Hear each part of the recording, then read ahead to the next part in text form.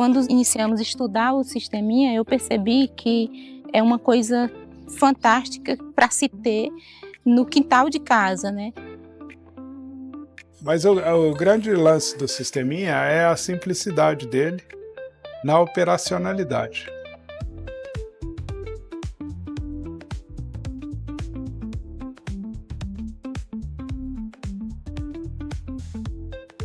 Oi, Milena, bom dia, Bom tudo dia, bem? doutor, seja bem-vindo mais uma vez Tá aqui bom. na nossa comunidade.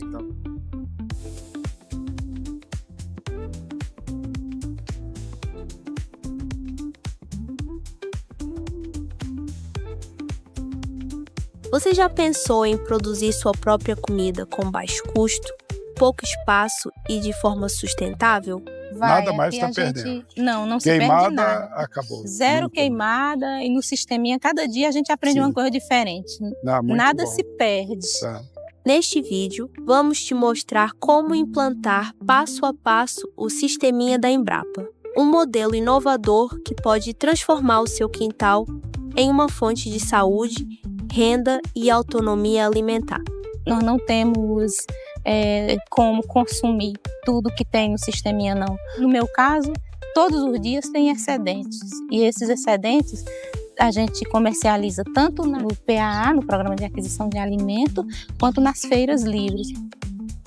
O sisteminha é um sistema integrado de produção de alimentos desenvolvido pela Embrapa, ideal para famílias da zona rural ou urbana com pouco espaço. Em uma área de apenas 100 a 1.500 metros quadrados, é possível produzir peixes, hortaliças, galinhas e ovos, frutas e grãos, aproveitando ao máximo os recursos naturais. O sisteminha funciona em módulos e esses são os básicos: tanque de peixes, horta, galinheiro, minhocário e composteira. Tudo funciona em círculo fechado. A água do tanque de peixes irriga a horta. Os resíduos alimentam minhocas, galinhas e a composteira, e tudo se transforma em adubo e alimento de qualidade. Tanque de peixes. Produção integrada, baixo custo e alta eficiência. Veja como funciona. O tanque de peixe é considerado o coração do sisteminha, pois é o módulo mais importante. É nele que nós vamos ter toda a formação de nutrientes como nitrogênio, fósforo, cálcio, potássio, magnésio e enxofre, oriundo da sobra da ração, da alimentação e das fezes dos peixes. Com isso, ter um resultado final melhor em relação à produtividade dos vegetais. O tanque de peixe ele pode ser construído de diversas formas, que vai desde o papelão, do uso do papelão e plástico, ao uso da taipa revestido com plástico, ao uso de formas, por exemplo, do solo cimento. Ele pode ser utilizado com alvenaria, com placas, com formas de concreto.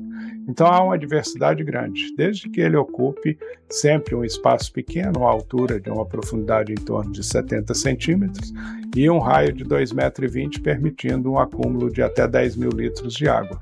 Isso é suficiente para se ter uma criação de até 150 alevinos de tilápia e uma produção total de 30 quilos. Está com 3 tanques já para fazer o escalonamento do peixe, né? Isso, para fazer o escalonamento. Aí com isso, em vez de 90 dias, você pode ter peixe a cada 30, 40 dias. A cada 30 dias, a ideia é essa. E aí você tem peixe para comercializar, peixe para comer, sem faltar. Sem faltar. Esse aqui é um tanque mais moderno, feito de placa. A própria comunidade constrói as placas. Ele é baseado naquele programa das cisternas. E você tem as colunas e mantém, então, uma construção simples com as pessoas com pouca experiência no serviço de pedreiro. Ao lado aqui nós temos um tanque feito em alvenaria. Normal também, o tanque de tijolo, mas que exige um pedreiro com uma certa formação. Vamos conhecer os elementos que compõem o tanque.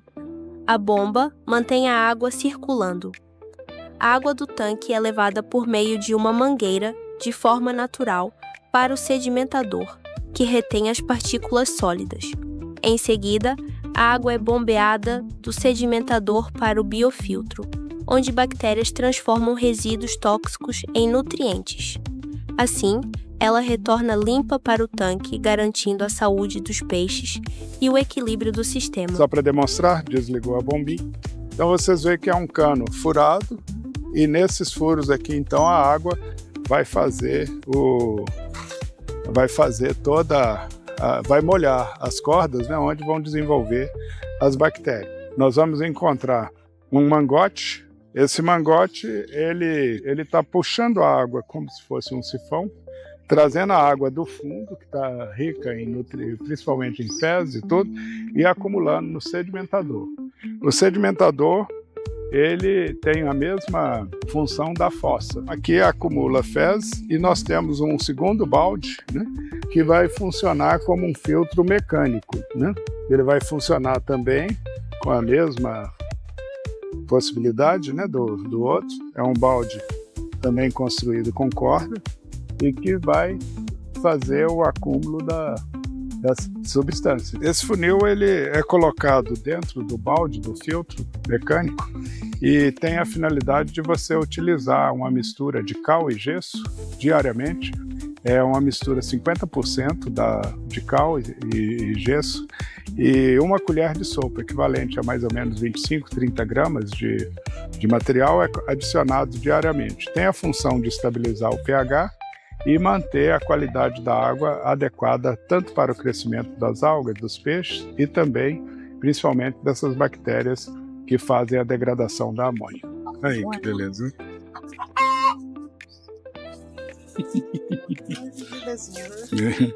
E aí, muito bonito. Antigamente a gente criava, mas não tinha, né? Mas não comia as galinhas, né? Agora eu tô com frango no congelador. Quando acabar, já tenho esses aqui também. E quando esses aqui acabar, já vai chegar aqueles lá. Agora nós estamos visitando o galinheiro, né? E como nós podemos ver, observar, nós temos aqui a portinha de acesso com uma unidade feita toda com material local, à exceção da tela comprada comercialmente. Vocês podem observar o teto de palha, né? As madeiras que foram utilizadas. Ele tem uma dimensão de 2x4, 18 metros de conforto, suficiente para 20 galinhas. E os detalhes interessantes é o puleiro, né, que ele fica aqui a 60 centímetros aproximadamente do piso, e ele se estende para o lado de fora para que você possa fazer a colheita do esterco sem precisar de entrar no galinheiro. Então as galinhas dormem e o esterco cai nesse ponto. Olha, um detalhe no sisteminha é que a colheita dos ovos é sempre feita pelo lado de fora. A gente tem, os ninhos podem ser colocados, aqui a gente tem uma forma, por exemplo, de trabalhar. O ninho feito com tecnologia tradicional, de palha de coqueiro, e a gente não precisa entrar dentro do galinheiro assustando, mantendo as galinhas estáveis. Os desafios são os mesmos dos outros módulos, a dedicação, a disciplina da família com as aves, né? Por exemplo, a alimentação das aves deve ser colocada a ração de acordo com a sua fase e deve ser dada à vontade para que elas possam comer pelo menos de 100 a 120 gramas de ração por dia, suficiente para ela produzir o ovo. Essas aves selecionadas podem pôr até 300, 320 ovos por ano e exigem então uma alimentação adequada. A água que a ave deve beber deve ser a mesma que nós temos condição de beber. O bebedouro, assim como nós lavamos o copo com água e sabão, o bebedouro das galinhas deve ser lavado também com água, sabão, a bucha, diariamente, a cada vez que nós fizermos a troca da água, mantendo sempre fresquinho em qualidade para que ela possa ter condição de fazer a postura adequada dos ovos para a nossa alimentação. A iluminação nas aves, ela só é necessária em algumas regiões onde a gente tem um período de luz diferenciado. Para a ave realizar uma boa postura, ela tendo entre 12 a 15 horas de luz é suficiente. Então a gente mantém a iluminação desligada e somente nos períodos ou nos locais necessários é que a gente pode fazer essa iluminação agregando, né, uma quantidade de luz. Nós temos uma porta de entrada, né, e ao mesmo tempo podemos ter também uma porta de saída para a área de conforto. Nós estamos dentro da área de conforto do galinheiro, de 2 por 4 metros, suficiente para manter as 20 galinhas nos dias de chuva, nos dias de sol, ou mesmo durante a noite, presas num conforto.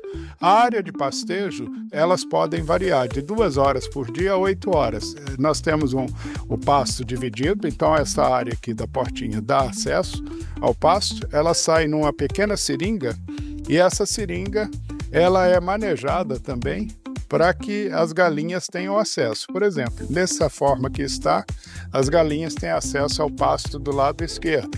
Mas se nós modificarmos, né, ela tem acesso apenas ao pastinho da parte externa, né, do meio.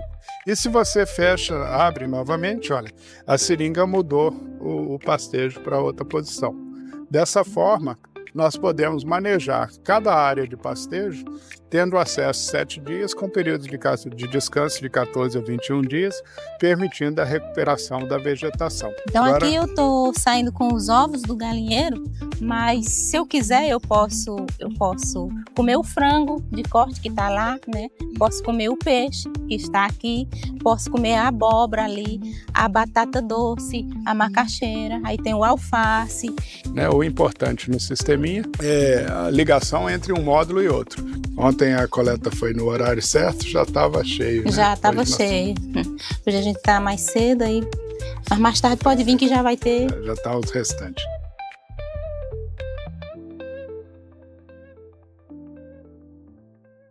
A composteira é um módulo importante no sisteminha, pois é a partir dela que nós temos a integração de todo o resíduo orgânico que vem do sedimentador dos peixes e das outras criações animais. E, ao mesmo tempo, todo o resíduo vegetal, de origem vegetal, que no sisteminha pode ser as folhas, a material da capina, da poda. Nós utilizamos uma pequena área, um espaço de 3x3. Tá? Ele varia de 3x3 a 3x4 metros, geralmente colocado a tela sombrite nas laterais e no fundo e na superfície, mantendo uma área aberta, e esse espaço de 3x3 é colocado então o piso impermeabilizado. Geralmente pode-se utilizar um piso de concreto simples ou pode-se utilizar também o solo cimento. São 4 estacas nos cantos, né? E a circulação de cima de proteção que a tela sombrite vai sombrear, mantendo a qualidade de clima nesse local. Eu vou demonstrar para vocês agora a maneira de se utilizar, por exemplo, a água do sedimentador para molhar o material em decomposição na composteira. Essa água ela está enriquecida de bastante matéria orgânica e ela pode facilitar o desenvolvimento dos micro-organismos no composto. Uma quantidade em torno de 5 a 6 litros de água já é suficiente para a gente umedecer toda a camada de composto e deve ser repetido diariamente na parte da manhã e no final da tarde.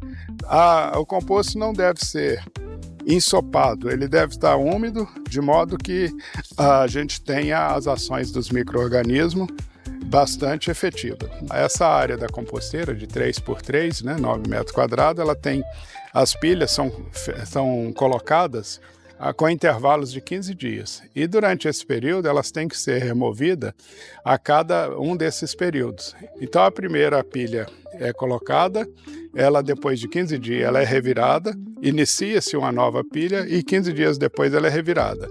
E nós podemos ver a constituição das pilhas de forma diferente. Com 45 dias ela vai então servir de alimento para as minhocas, que realmente é o responsável para a produção do adubo orgânico no sisteminha. Ele é realizado para servir de alimento para as minhocas. O humus, né, a gente pode observar que, à medida que ele vai ficando pronto, ele vai escurecendo, né, tendo um material de altíssima qualidade para ser utilizado como adubo orgânico nas plantas. Outro detalhe no humus é que você, ao cheirar, vai sentir o cheiro de terra de floresta. Aquela pilha que nós mexemos vai ocupar esse espaço e as minhocas vão trabalhar nesse composto. A gente vai retirar essa camada, né, diariamente, essa camada de cima, que é o humus, que é o material que você vai armazenar para utilizar nas plantas. Quando essa camada estiver baixa, essa quantidade que ficar com as minhocas vão passar para cima e aquela camada vem ocupar esse espaço novamente. A forma de se construir o minhocário, ela tem 2 objetivos. Primeiro, facilitar o trabalho das pessoas, ficar ergometricamente viável. uma vez que a gente faz o minhocárdio suspenso à altura da cintura das pessoas, de 70 a 80 centímetros, e um caixote de 50 centímetros de altura por 80 centímetros a 1 metro de largura por 3 metros de comprimento. Essa área deve ser coberta, sombreada e protegida com a tela Sombrite, para que se evite o ataque de animais externos, como as aves do bem-te-vi, entre outros, que são predadores de minhoca, roedores como o rato, que também pode consumir, e principalmente os insetos como formigas. Os pés, a gente utiliza óleo queimado ou inseticida, evitando o ataque das formigas às minhocas. O humus retirado do sisteminha pode ser estocado numa caixa ou em balde e depois usado no plantio para alimentar o solo. Ele deve ser colocado nas faixas de cultivo durante a preparação da terra e também ao longo do crescimento das plantas, garantindo que recebam os nutrientes necessários para se desenvolver bem.